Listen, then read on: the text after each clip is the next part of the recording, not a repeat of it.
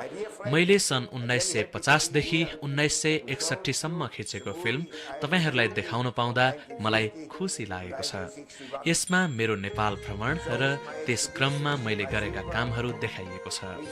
यसमा पर्यटकहरूलाई देखाउन बनाइएका फिल्ममा जस्तो काठमाडौँ र अरू सहर तथा मन्दिरहरू भने देखाइएका छैनन्।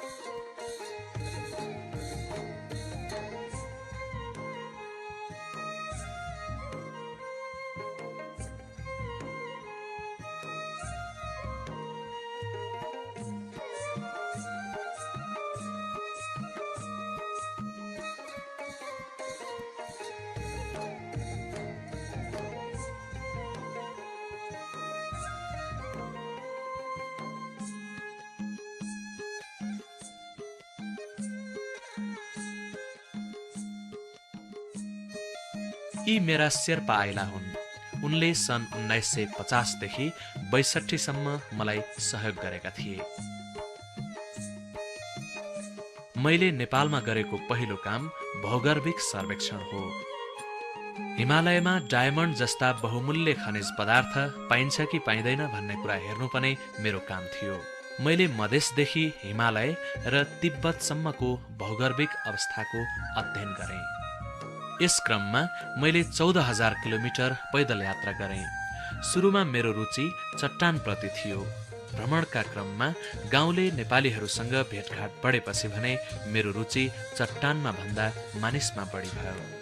एकपटक एउटा भोजमा रसियन राजदूतले मलाई तिमी त भूगर्भशास्त्री पो हौ, तथाकथित शरणार्थी उद्धारका काममा कसरी हात हाल्यौ भनी सोधे। त्यसको जवाफमा मैले चट्टान र मान्छे कुन महत्त्वपूर्ण हो भनेर सोधे। त्यसपछि उनी चुप लागे। यसरी मेरो पेशा र रुचि चट्टानबाट मान्छेतिर बढ्दै गयो। हिमालयको उत्पत्तिका बारेमा अध्ययन गर्न पाएकोमा मलाई गर्व छ। म नेपाली जनता र विकासका क्रममा उनीहरूले भोगेका समस्याप्रति बढी चासो राख्न थाले।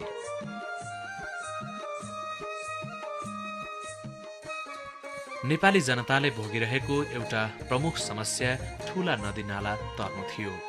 यो पूर्वी नेपालमा पर्ने सुनकोशी नदी हो।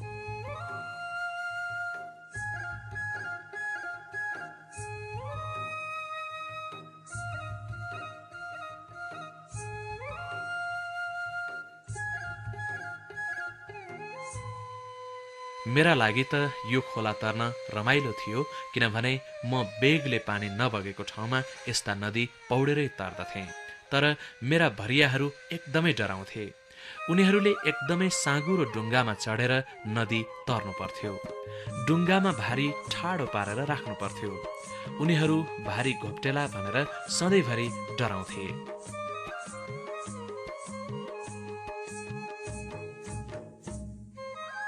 मेरा भरियाहरूले पौडन जानेका थिएनन्। 12-13 जनाको भरियाको हुलमा एकाध जनाले मात्र पौडन जानेका थिए होलान्। मेरा शेर्पा आइला मलाई जहिल्यै पनि पौडेर नदी तर्नुहुन्न भन्ने गर्थे। यस्ता नदीमा गोही हुन्छन् भनेर उनी डराउँथे। एकपटक म काली गण्डकीको तल्लो भागमा पौडी खेलेर नदी तर्न लागेको थिएँ। पानीमा बगेर तलतिर आउँदै गरेको मुडो जस्तो चिज देखेँ। म पानीमा पस्न मात्र लागेको थिएँ, त्यो त गोही पो रहेछ।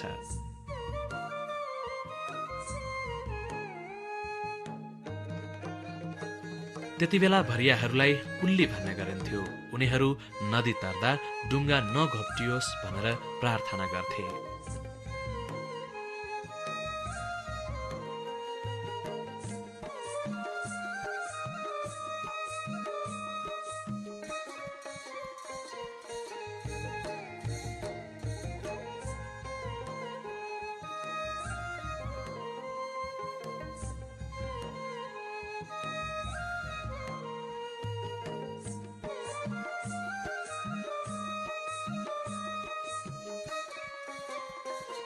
यो रातो कपडा मेरो मोजा हो। पहिलो पटक भ्रमण गर्दा मैले हरेक 3 हप्तामा एक जोर मोजा फटाएँ। मसँग भए जति मोजा फाटिसके। त्यसपछि मैले स्विस सेनाको एउटा कथा सम्झेँ। स्विट्जरल्यान्डको पहाडी भागमा ख्याति प्राप्त आदिवासी बस्छन्। उनीहरू सेनामा हुँदा कहिल्यै पनि मोजा लगाउँदैनथे। त्यसका ठाउँमा उनीको फेटा जस्तो कपडा खुट्टा वरिपरि बाँधेर त्यसैले काम चलाउँथे।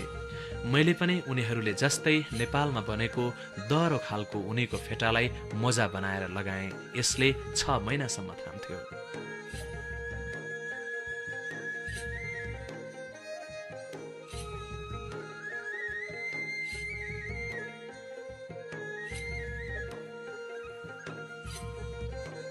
त्यति बेला मूल बाटो भन्नाले अहिलेको भन्दा भिन्दै अर्थ लाग्थ्यो। मान्छे हिँड्न हुने बाटोलाई मूल बाटो भनिन्थ्यो। सानो बाटो भनेको हिँड्न मुस्किल पर्ने बाटो हो।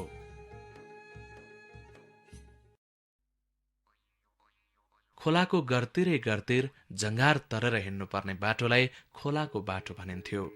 यो सुनकोशी नदी किनारको उत्तर दक्षिण बाटो हो। त्यति बेला यो बाटो धेरै डरलाग्दो थियो।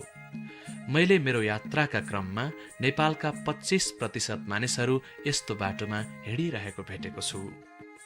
अहिले पनि कति ठाउँमा हिँड्दा तल खसिन्छ कि भनेर आङ जिरिङ्ग हुने बाटो छन्। पर्यटनको विकासले गर्दा धेरै ठाउँमा मान्छे हिँड्ने बाटो राम्रो भएको छ। झोलुङ्गे पुल निर्माण कार्यक्रमले गर्दा धेरै ठाउँमा नदी तर्न सजिलो भएको छ।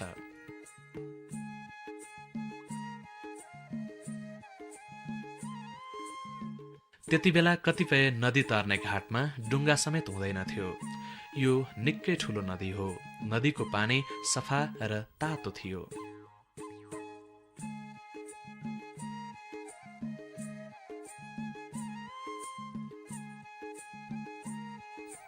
यस्तो ठाउँमा म पौडेर नदी तर्न मन पराउँथे। भरियाहरूले चाहिँ लौकाको डुङ्गा बनाउँथे। आफ्नो कम्मर वरिपरि लौका बाँधेर आफू पानीमा तैरन सकिने बनाउँथे।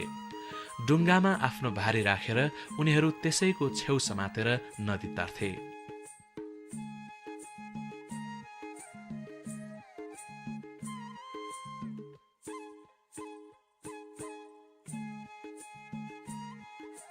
म चाहिँ पौडेर नदी तर्थे। मेरो आफ्नै डुङ्गा थियो। यसरी यात्रा गर्दा बटुलिएका जानकारी भएको नोटबुक, मैले बनाएका भौगर्भिक नक्सा, क्यामेरा आदि सबै बहुमूल्य वस्तु मसँग हुन्थे। म तिनीहरू पानीमा डुबेर नबिग्रिउन् भन्ने चाहन्थे। यो हावा भर्न हुने मेरो चकटी हो। म यसैमा सुत्थेँ। यो चाहिँ मेरो अफिस बक्स हो। यस बाकसलाई खोलखाल पारेर टेबल पनि बनाउन सकिन्थ्यो। मेरा भरियाहरूले यसलाई सानो सिंहदरबार भन्थे।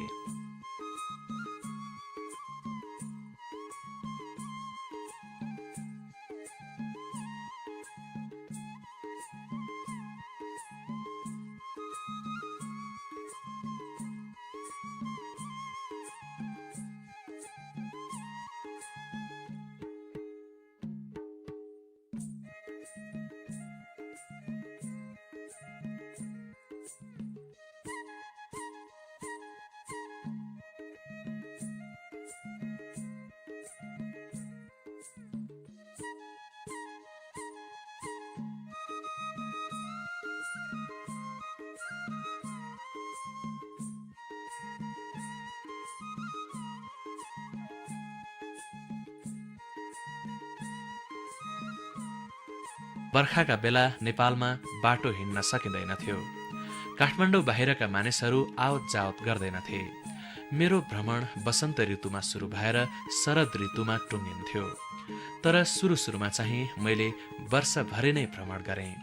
त्यसो गर्दा म साह्रै बिरामी पनि भएँ। यो मानिसहरूले खोला तर्न बनाएको फड्के पुल हो। बर्खामा बाढीले नछुने गरी अग्लो पारेर पुल बनाउन नसक्ने हुनाले यस्ता पुल बर्खाको बाढीले बिगारिदिन्थ्यो र बर्खा सकिएपछि पुल मर्मत गर्नु पर्थ्यो। गाउँका हर्ताकर्ता मानिसले बताए अनुसार गाउँलेहरू झोलुङ्गे पुललाई सबैभन्दा पहिलो आवश्यकता ठान्थे। मैले देशभर घुम्दा पनि मानिसहरूले पुललाई सबैभन्दा नभई नहुने वस्तु ठान्थे भन्ने थाहा पाएको थिएँ। गएको बर्खामा यो खोला तर्ने हुँदा केही मानिस बगेर मरे। यस्तो समस्याको समाधान गर्न नेपालमा सन् 1960मा झोलुङ्गे पुल निर्माण कार्यक्रम सुरु भयो। त्यति बेलादेखि अहिलेसम्म चालु रहेको यो कार्यक्रम मेरा विचारमा नेपालको सबैभन्दा सफल कार्यक्रम हो। अहिले यो कार्यक्रम चलाउन विदेशी विशेषज्ञ चाहिँदैन, नेपालीले नै गर्न सक्छन्। मध्य पहाडका फाँट भएर जाने बाटाहरू सुन्दर हुन्छन्। यी ठाउँहरूमा गुरुङ, तामाङ, राई जातिको बसोबास छ।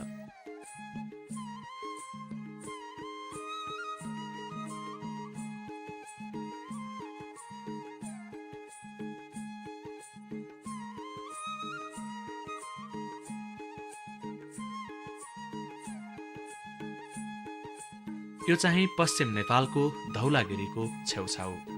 यो असाध्यै सुन्दर ठाउँ हो। मैले अरू विदेशीले घुम्नु अघि नै नेपालका कुना काप्चा घुम्ने सुनौलो मौका पाएको थिएँ।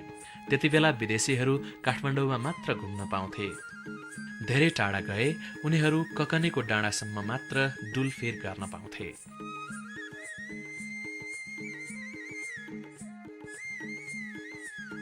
यी उच्च हिम श्रृङ्खलाहरू साँच्चै सुन्दर छन्, तर म यहाँका मानिसहरूबाट पनि हिमालबाट जस्तै प्रभावित भएको छु। यहाँ जति सांस्कृतिक विविधता अन्त कतै पाइँदैन। यो देख्दा मलाई अचम्म लाग्यो। यहाँ 12 जातिका मानिसहरू विभिन्न उचाइमा अलग अलग ठाउँमा बसेका छन्। तल्लो भेगमा क्षेत्री र बाहुन बसोबास गर्छन्।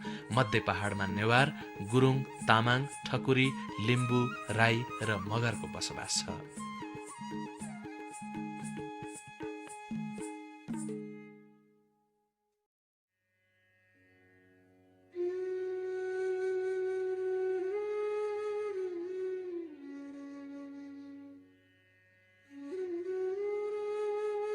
धौलागिरीको दक्षिणी भेगमा चैत्र वैशाखमा गुराँस बिछट्टै राम्रो गरी फुल्छ।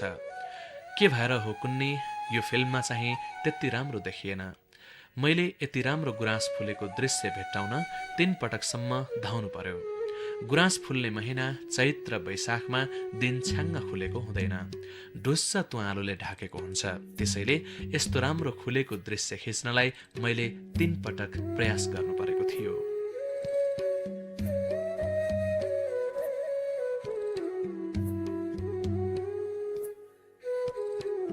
यो अन्नपूर्ण श्रृङ्खलाको नामुन भन्ज्याङ हो। यो अन्नपूर्णको पूर्वी श्रृङ्खला हो। यहाँ नक्सामा देखाइएको ठाउँमा भन्ज्याङ भेटिएन। मसँग भएको नक्सा गलत रहेछ। यसले गर्दा मलाई धेरै अप्ठ्यारो पर्यो। पछि पनि मैले भ्रमण गर्दा धेरै ठाउँ आफूले बोकेको नक्सामा देखाइएका ठाउँभन्दा फरक ठाउँमा भएको पाएको छु। नक्सामा एकातिर देखाइएको भन्ज्याङ वास्तविकतामा अर्कैतिर हुन्थ्यो।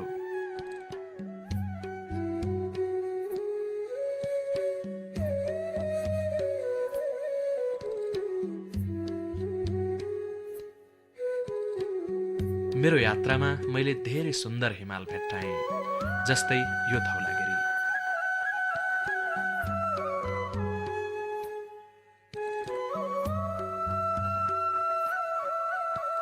हामीलाई पश्चिम नेपालको भेरी नदीको उत्तर गङ्गाको माथिल्लो भागमा नदी तर्न सबैभन्दा अप्ठ्यारो परेको थियो। यहाँ पानी बेगले बगेको थियो। नदी हान्निएर बगेकाले हामी कोही पनि पौडेर नदी तर्न सक्दैनथ्यौँ। भरियाले समाएर तर्न हुने गरी डोरी टाङ्नु पर्थ्यो। यहाँ मैले भारीका सामान झिकेर फेरि मिलाउनु परेको थियो। साधारणतया मैले एउटा भारीमा एउटा वस्तु राखेको हुन्थेँ, तर यस्ता अप्ठ्यारा नदी तर्ने बेलामा भने हरेक सामान सबै भारीमा अलिअलि पारेर बाँड्दथे। अलिअलि खानेकुरा, अलिअलि औषधि, अलिअलि उपकरण र अरू कुरा। कुनै एउटा भारी बगाउँदा एक थरी सबै सामान नबगोस् भनेर यसो गर्नु परेको हो। फोक्सुन्डो ताल। स्थानीय मानिसले रिङ्बो भन्ने गरेको यस तालबाट उत्तरमा रहेको डोल्पो क्षेत्र प्रवेश गर्न सकिन्छ। म सन् 1952मा डोल्पो पुग्नुभन्दा पहिले कुनै विदेशी त्यहाँ पुगेका थिएनन्। फोक्सुन्डो ताल छेउको भिरको बाटो एकदमै अप्ठ्यारो छ। हिउँदका बेलामा माथिबाट नुनको व्यापार गर्नेहरू यो बाटो झर्ने गर्थे। चौरी र खच्चर हिँड्न नसक्ने भएकाले तिब्बतीहरू यहाँसम्म आइपुग्दैनथे। नेपालमा नुनको ढुवानी पनि मानिसले पिठ्यौमा बोकेरै गर्नुपर्थ्यो। भरियालाई त्यति बेला कुल्ली भन्ने गरिन्थ्यो। उनीहरूले दिनको 2 रुपैयाँ ज्याला पाउँथे। खाना उनीहरू आफैले किन्नु पर्थ्यो। तर मेरो भारी बोक्ने भरियाहरूले राम्रै आम्दानी गर्थे, किनभने म उनीहरूलाई बेला बेलामा च्याङ्ग्रा किनेर मासु खुवाउने गर्थेँ। उनीहरूलाई खुसी पार्न म त्यसो गर्ने गर्थेँ। अग्ला र अप्ठ्यारा भन्ज्याङ पार गर्नुअघि मेरा भरियाहरू डराउँथे। म उनीहरूलाई भन्ज्याङ काटेपछि च्याङ्ग्राको मासु खुवाउला भनेर लोभ्याउँथे। भन्ज्याङ पार गरेपछि हामी सिङ्गै च्याङ्ग्रा खान्थ्यौँ। एउटा च्याङ्ग्राको मासु 2 दिनसम्म पुग्थ्यो। त्यसपछि हामी सबै शाकाहारी हुन्थ्यौँ। पश्चिम नेपालमा पर्ने सुन्दर हिमाल कान्जिरोवा।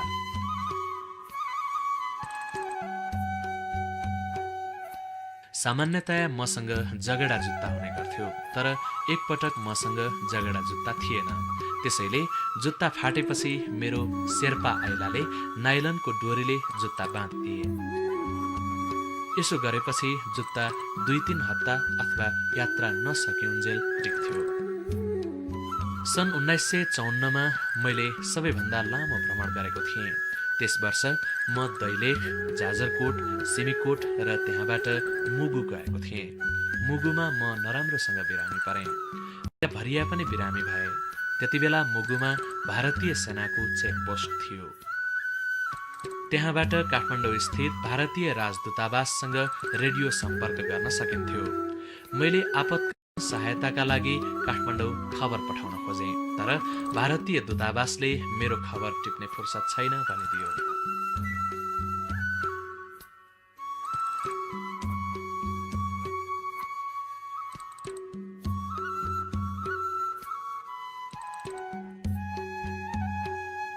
भ्रमणका बेला हामीहरूलाई बिहान सबेरै उठ्नु पर्थ्यो।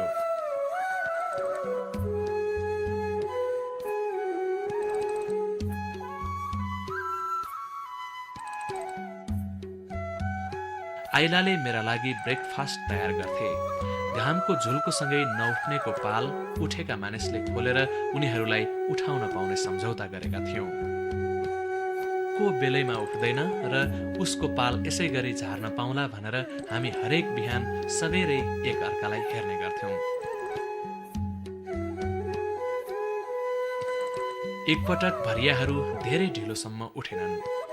त्यसपछि मैले भरिया सुतेको पाल खुस्काइदिएँ। उनीहरू सुतिरहेका थिए। मैले ठुल्ठुलो स्वरले कराएर पाल झारेँ। एकपटक यसो गरेपछि उनीहरू बेलैमा उठ्न थाले। त्यसपछि हामीले पाल खुस्काउनु परेन।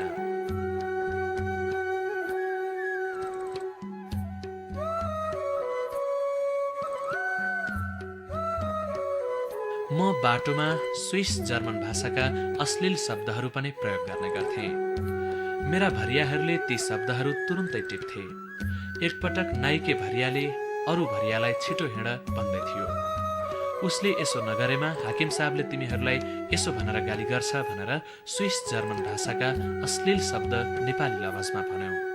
10 वर्षपछि मेरो शेर्पासँग काम गर्ने स्विसले उनीहरू यस्ता शब्द जान्दछन् भन्ने थाहा पाएपछि कोबाट सिक्यौ यस्ता शब्द भनेर सोद्धा उनीहरूले हागन साहबबाट भनेका थिए।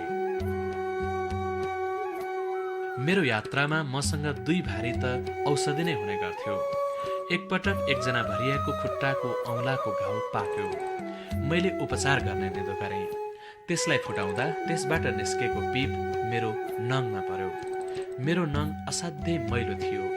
मैले यो दृश्य संयुक्त राष्ट्रसङ्घको मुख्यालयमा देखाएको थिएँ। त्यहाँ भेला भएका सबै मानिसहरू छक्क परे।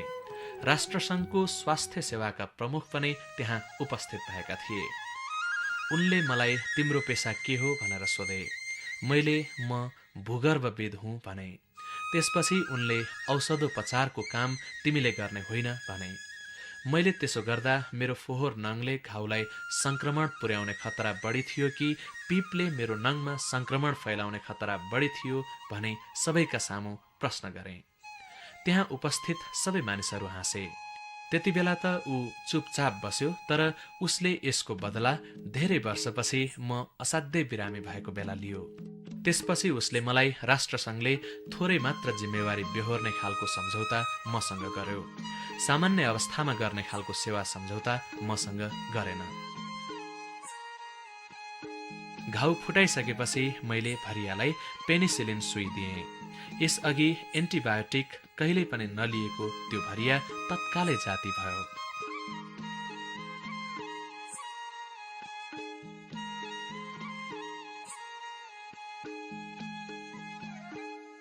भरिया बिरामी भएको अर्को पनि घटना मैले बेहोर्नु पर्यो। भिरालो ठाउँमा बेहोस भएर एकजना भरिया ढल्यो। उसको टाउकोमा चोट लागेर रगत आयो। धन्न टाउकोको भित्री भागमा चोट लागेको रहेनछ।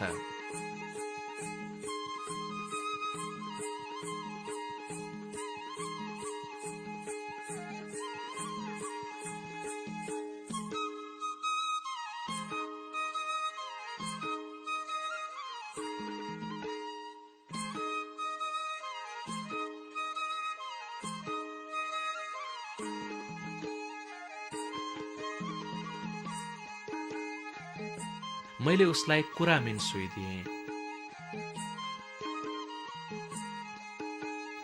असाध्यै गर्मी भएकोले उसलाई फड्को भएको जस्तो लाग्यो मलाई। तर मेरा भरियाले मेरो आधुनिक औषधिको विश्वास गरेनन्। उनीहरूले एउटा कुखुरा किने र बलि दिए। मैले चाहिँ पेनिसिलिन सुई दिएँ।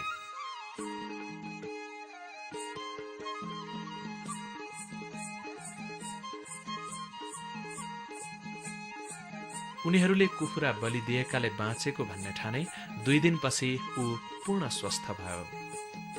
तर उसलाई केले बचायो, कुखुराले, पेनिसिलिनले वा कुरामिनले भन्ने कुरामा भने म र उनीहरू बीच मतभेद भइरह्यो।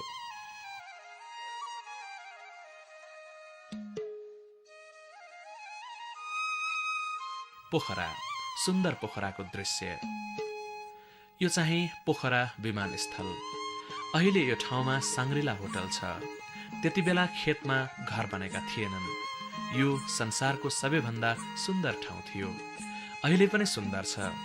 सहरबाट अलिकति बाहिर निस्कने बित्तिकै समुद्र सतहबाट 800 मिटर अग्लो मैदान भेटिन्छ। मैदानको भित्तामा 8000 मिटर अग्लो हिमाल। फेवाताल त्यति बेला सफा थियो। तालमा ढल मिसाइएको थिएन। ताल वरिपरि घरहरू थिएनन्। यस ठाउँलाई हामी स्विस बीच भन्थ्यौं। हामी यहाँ क्याम्प बनाउँथ्यौं। मेरो परिवार आएका बेला हामी यहीँ बस्थ्यौं। अहिले यहाँ फिस्टेल नामक लज छ। यहाँ केही तिब्बती मानिसहरू थिए। उनीहरू हिउँदमा काठमाडौँमा नाच देखाएर पैसा कमाउँथे। मलाई उनीहरूको नाच राम्रो लाग्यो। तर नाच खिच्न क्यामेरा तयार गरिसक्दा नसक्दै ऊ नाच्न छोड्यो। मैले उसलाई नचाउने कोसिस गरेँ, तर उसले नाच्न मानेन। मैले क्यामेरा बन्द गरेँ।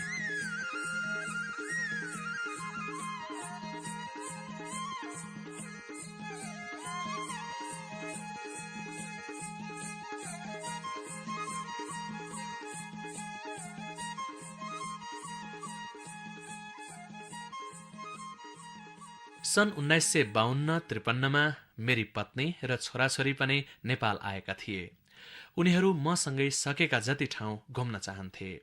सुरुमा मेरो काम काठमाडौँ वरपर थियो, त्यसैले हामीले उनीहरूलाई सँगै लग्यौं। हिँड्दा थाकेपछि उनीहरूलाई डोकामा बोक्नु परेको थियो। मेरी सानी छोरी मोनिका, ऊ 2 वर्षकी थिए। उसले डोकोमा बस्न मानेकी थिइन।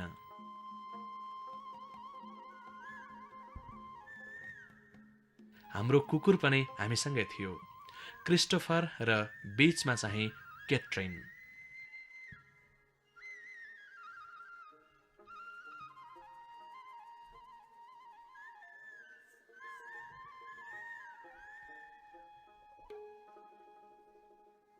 यो नागार्जुन र थानकोट बीचको कुनै भाग हुनुपर्छ। गणेश हिमाल असाध्यै राम्रो छ। त्यति बेला यहाँको हावा सफा थियो। वायु प्रदूषणले गर्दा अचेल यस्तो सफा दृश्य आक्कल झुक्कल मात्रै देख्न सकिन्छ।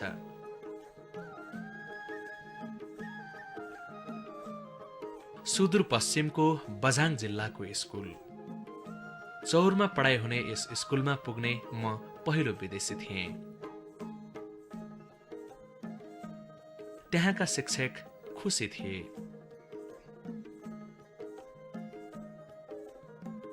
म त्यहाँ पुग्दा केटाकेटीले पढ्न छोडेर मलाई हेर्न थाले।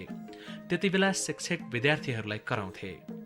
उनी मलाई आफ्ना विद्यार्थीहरू एकदमै अनुशासित छन् भन्ने देखाउन चाहन्थे, तर उनका विद्यार्थीको ध्यान भने मतिर थियो।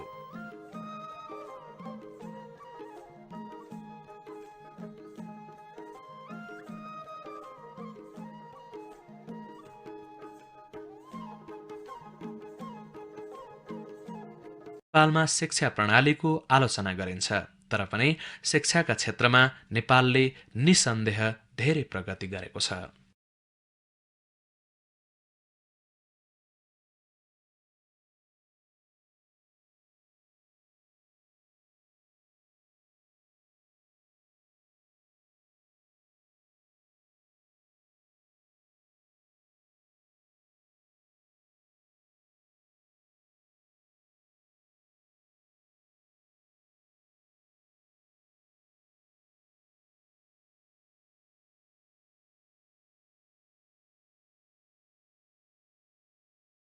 म दार्जिलिङबाट नेपाल पसेको थिएँ।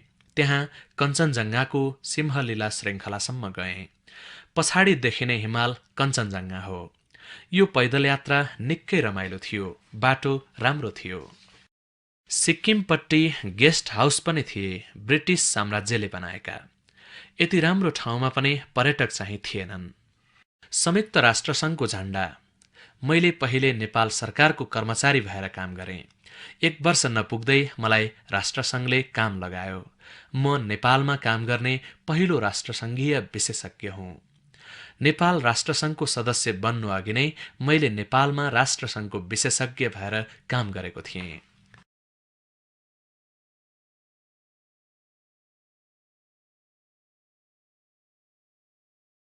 सोलुखुम्बु जिल्ला। सल्लेरीको छेउछाउ हुनुपर्छ। यो ट्याङबोचे गुम्बा हो। म सन् 1956मा त्यहाँ पुगेको थिएँ। सगरमाथाको चुचुरोमा मानिस पुगिसकेको भए पनि त्यहाँ त्यति धेरै पर्यटक थिएनन्। त्यहाँ पुग्न मधेस अथवा काठमाडौँबाट पुरै 3 हप्ता हिँड्नु पर्थ्यो।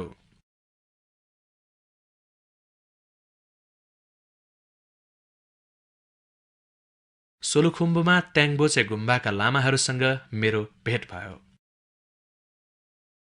हामीलाई भाषाको समस्या बिल्कुलै परेन भन्नुपर्छ।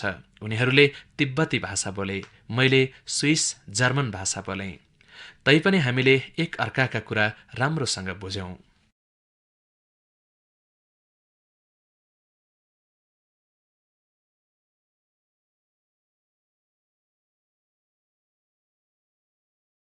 सगरमाथाको बेस क्याम्पमा आएपछि मैले भरिया फेर्नु पर्यो।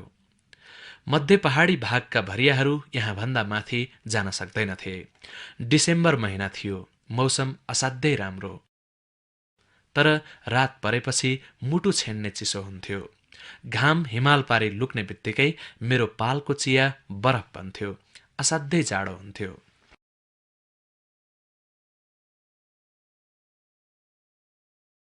फेर्नु पर्यो। मध्य पहाडी भागका भरियाहरू यहाँभन्दा माथि जान सक्दैनथे। डिसेम्बर महिना थियो। मौसम असाध्यै राम्रो। तर रात परेपछि मुटु छेन्ने चिसो हुन्थ्यो। घाम हिमाल पारी लुक्ने बित्तिकै मेरो पालको चिया बरफ बन्थ्यो। असाध्यै जाडो हुन्थ्यो।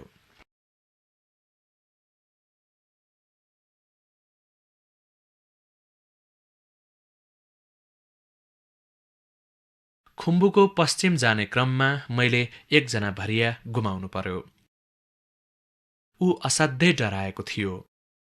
भगवानले हामीलाई अब तिमीले मर्नुपर्छ भनेका छन् भनेर उसले भन्यो। मैले उसलाई शेर्पाको साथ लगाएर घर फर्काउन कोसिस गरेँ, तर ऊ पटक्कै मानेन। त्यसपछि भरियाहरूले केही ठट्टा रमाइलो गरे। भन्ज्याङमा पुगेर ऊ थुचुक्क बस्यो र त्यसको आधा घण्टा जतिमा मर्यो। हामीलाई त्यहाँबाट अघि बढ्न एकदमै असजिलो भयो। मैले यो घटना हप्तौंसम्म सम्झिरहेँ। मलाई उसलाई जबरजस्ती गरेर घर फर्काउनु पर्ने रहेछ जस्तो पनि लाग्यो। मैले त त्यसो गर्ने कोसिस गरेकै थिएँ, उसले मान्दै मानेन। अर्को पटकदेखि यस्तो नहोस् भनेर मैले मर्फिन सुई बोक्न थालेँ। एकपटक मेरो एकजना भरिया हिँड्न नसक्ने भयो। ऊ अब मरे भनेर बाटैमा बस्यो। हामीले त्यहाँबाट तल झर्नु पर्थ्यो। मैले उसलाई मर्फिन इन्जेक्सन दिएँ। 10 मिनेटपछि ऊ उठ्यो र हिँड्ने कोसिस गर्यो। त्यसको 15 मिनेट अथवा आधा घण्टापछि ऊ राम्रैसँग हिँड्न सक्ने भयो। त्यसपछि उसले आफ्नो भारी आफै बोक्यो। बाटोमा पर्ने सबैभन्दा अग्लो ठाउँमा रहेको गाउँ थुदाम आइपुगेपछि मनेर आएर अर्को रक्सी इन्जेक्सन देऊ भन्यो। उसले कोरामिनलाई रक्सी जस्तो ठानेछ। यिनी तिब्बती नागरिक हुनुपर्छ। खुम्बुमा त्यति बेला धेरै तिब्बतीहरू बस्थे। उनीहरूसँग शेर्पाहरूको नाता पर्छ।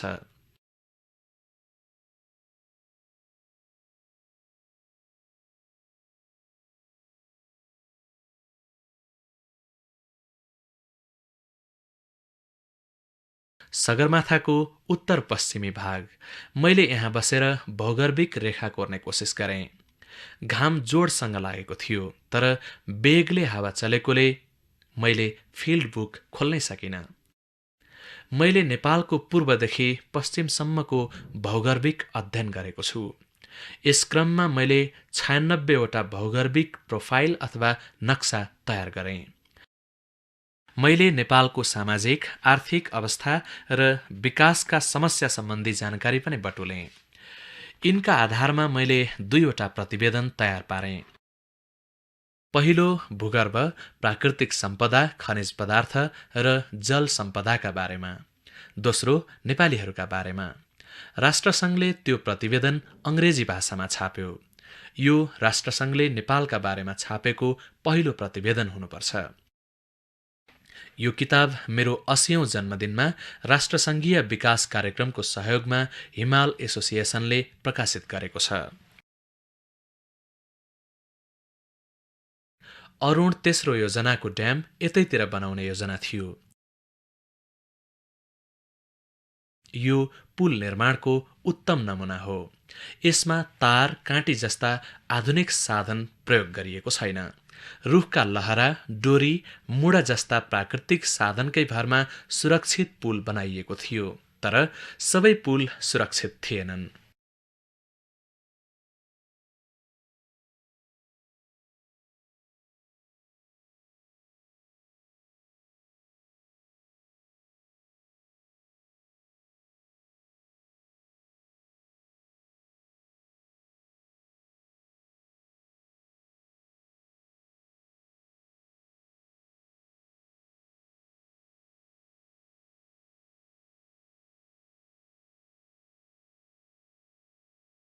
एउटा मुडो तेर्स्याइएको, बार नभएको अरुण उपत्यकाको यो पुल डरलाग्दो पुलको उदाहरण हो।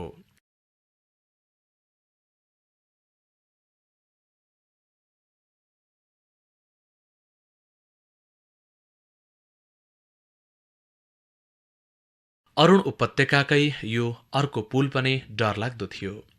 हामीले यो पुल तर्ने कोसिस गर्यौं। धेरै समयदेखि मानिसहरूले यो पुल तर्न छाडेका थिए। यो भत्ताभुङ्ग भएको थियो। डोरी एकातिर, मुडो अर्कोतिर।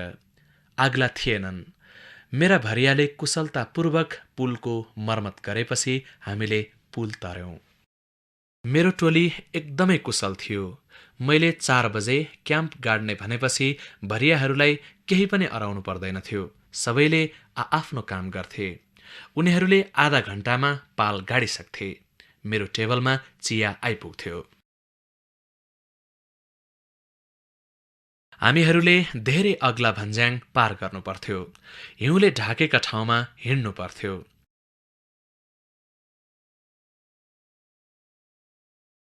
यस्ता ठाउँमा लाउन भनेर मैले भरियालाई जुत्ता किनिदिएको थिएँ। एकपटक मैले टाढाबाट दूरबीनले भरियाहरूलाई हेर्दा उनीहरूले जुत्ता लगाएका थिएनन्। जुत्ता ढाकरमा झुन्ड्याएका थिए। उनीहरूको खुट्टा हिउँले खाला भनेर मलाई चिन्ता लागेको थियो। उनीहरू म भएको ठाउँमा आएपछि मैले जुत्ता किन नलाएको भनी हकारे। उनीहरूले भिरालामा जुत्ताको भर हुँदैन, हिउँ र बरफमा नाङ्गा खुट्टा हिँड्न सजिलो हुन्छ भने। धन्न उनीहरूको खुट्टा हिउँले खाएन।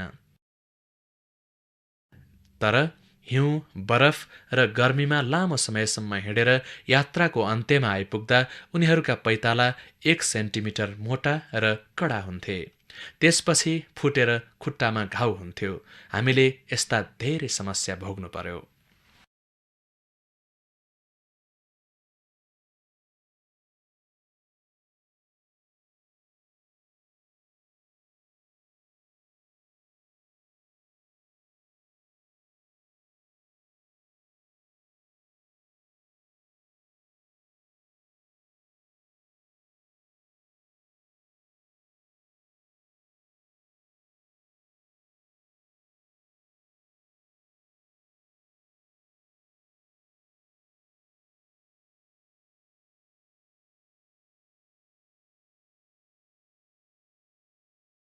यो चाहिँ मकालु।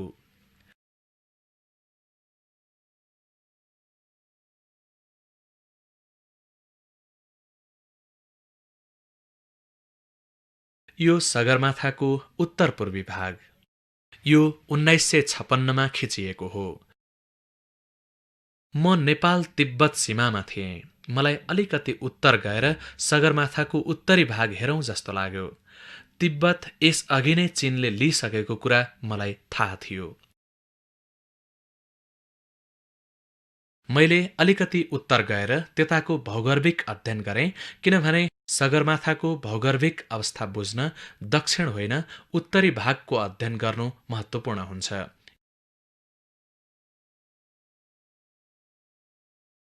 मेरो शेर्पा आइला। म उनी र अरू शेर्पाहरूलाई हुलाकीका रूपमा पनि काम लगाउँथे।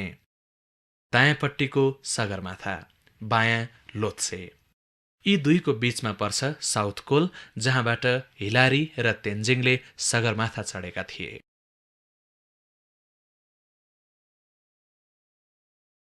क्रिसमस आउन लागेपछि हामी तल झर्यौं।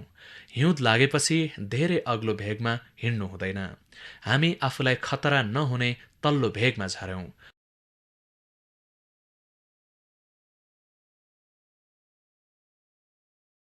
यो हाम्रो फिल्ड क्याम्प हो।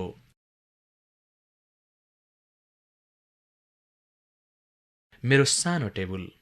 यहाँ म भौगर्भिक प्रोफाइल र नक्सा बनाउने काम गरिरहेको थिएँ। म मसीले भौगर्भिक प्रोफाइल साफी गर्दै थिएँ। सगरमाथा क्षेत्रको अध्ययन गरिसकेपछि हुनुपर्छ।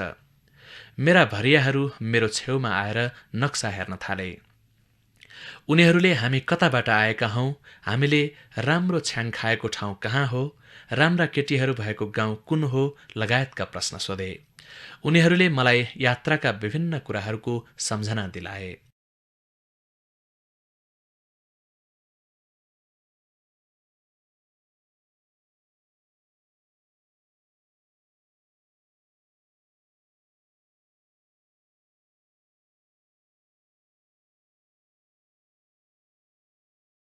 यो मेरो फिल्ड अफिस। हरेक साँझ म 10-11 बजेसम्म पालमा बसेर काम गर्थेँ, किनभने अन्वेषकहरूले धेरै कठिनाई भोग्नुपर्छ। स्वतन्त्र ढङ्गले काम गर्न र हिँड्न पाइँदैन। आफ्नो इच्छा अनुसार काम गर्न पाइँदैन। एक दिनको नोट टिपिएन भने धेरै कुरा छुट्छ।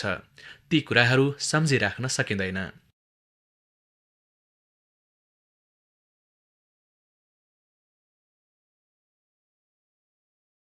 सगरमाथाको क्रस सेक्सन।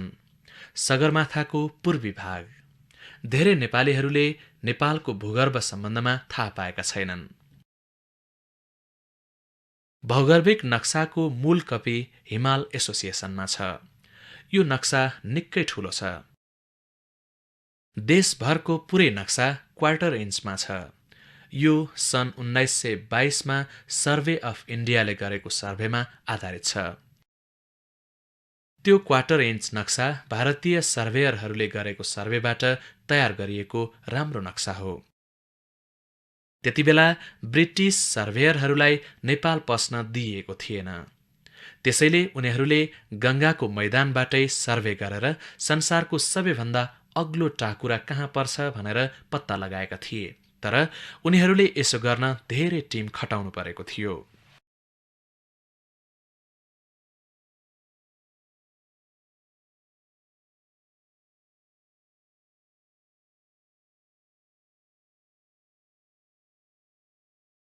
चरीकोट। त्यतिबेला यो ठाउँ सुन्दर थियो। देब्रेतिर गौरीशङ्कर।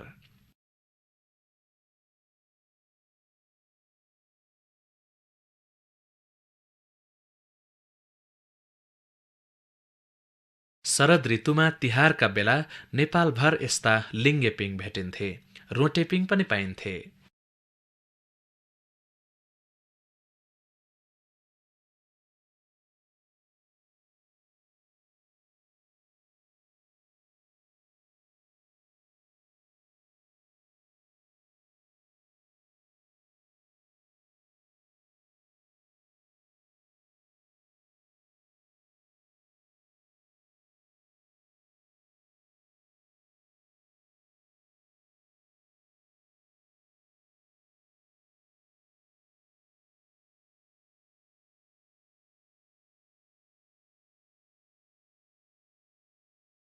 पूर्वी नेपालको लिम्बू गाउँ। गाउँको नाम चाहिँ याद भएन। त्यहाँ म लिम्बूको विवाहमा आयोजित ठूलो भोजमा सामेल भएँ। मानिसहरू जाँड खाएर मातेका थिए।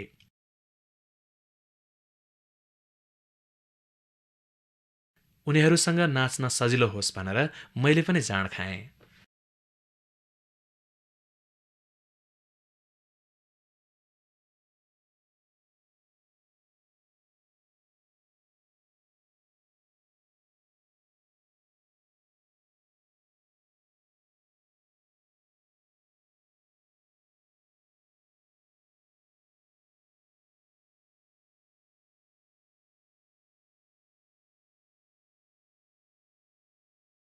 मलाई मुस्ताङ बाहेक अरू सबैतिरका मानिसले उनीहरूका गाउँमा पुग्दा स्वागत गरेका थिए। मेरो शेर्पा आइलाले मलाई कर्णेल साहब अथवा हागन साहब भनेर चिनाउने गर्थे। मेरा भरियाहरूले पनि मलाई काठमाडौँको हागन साहब भनेर बोलाउँथे। कर्णेल साहब भन्दा मानिसले टेरेनन् भने आइलाले मलाई जर्नेल साहब भनेर चिनाउँथे। बौद्ध धर्मावलम्बी भएका उत्तरी भेगमा चाहिँ आइलाले मलाई स्विस लामा भनेर चिनाउँथे। तर मुस्ताङमा भने जे भन्दा पनि त्यसको केही प्रभाव परेन।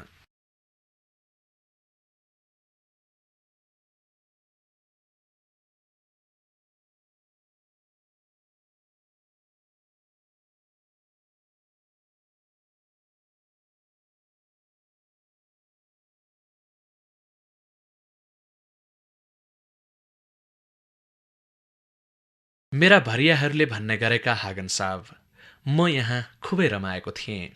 यी मेरा चिठीपत्र ल्याउने लैजाने गर्ने मान्छे। मैले उनीहरूलाई चिठी लिन पठाएको 6 महिना जतिपछि कुनै अर्को ठाउँमा भेट्ने बन्दोबस्त मिलाएको हुन्थेँ। धन्न त्यति बेला विभिन्न भागमा ठूला बजारहरू थिए जसका बारेमा सबै मानिसलाई थाहा हुन्थ्यो। हामीले यस्तै ठाउँमा भेट्ने बन्दोबस्त मिलाएका हुन्थ्यौं। काठमाडौँमा फादर मोरान र अर्को एकजना फादरले मेरो चिठी बुझिदिने र पठाइदिने जिम्मा लिएका थिए। पूर्वी र पश्चिमी भागको भ्रमणमा भएका बेला भने मैले मेरा शेर्पाहरूलाई नजिकको भारतीय रेलवे स्टेशन पठाएर त्यहाँबाट रेलमा दिल्ली पठाउने गर्थेँ। दिल्लीमा मेरा साथी जेम्स किगन राष्ट्रसङ्घका स्थायी प्रतिनिधि थिए।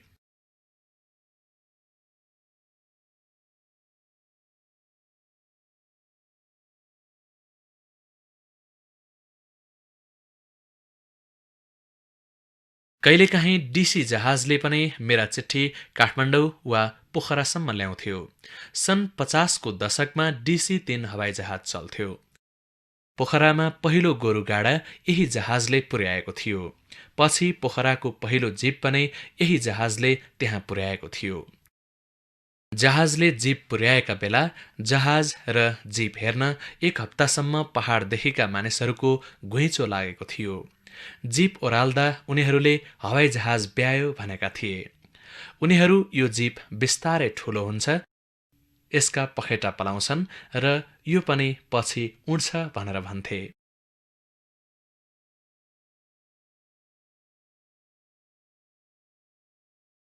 स्विट्जरल्यान्डको हामी बस्ने ठाउँको ताल। अहिले पनि मेरो घर यही छ। यो ठाउँ एकदमै सुन्दर छ। हामीले तालको संरक्षण गरेका छौं। पोखरा जस्तो संरक्षण नगरिएको ताल होइन यो।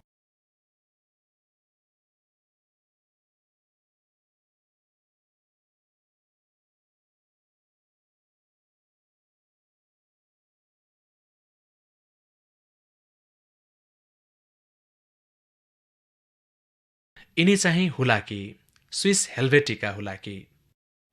यो हाम्रो घर हो।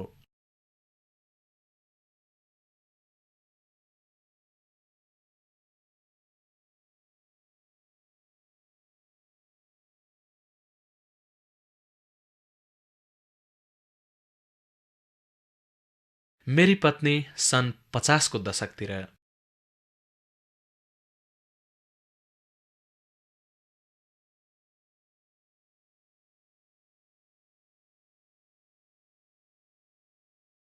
यी मेरा केटाकेटी।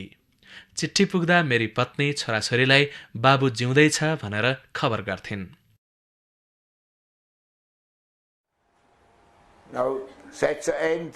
हवस् त, फिल्म हेरिदिनु भएकोमा धेरै धेरै धन्यवाद।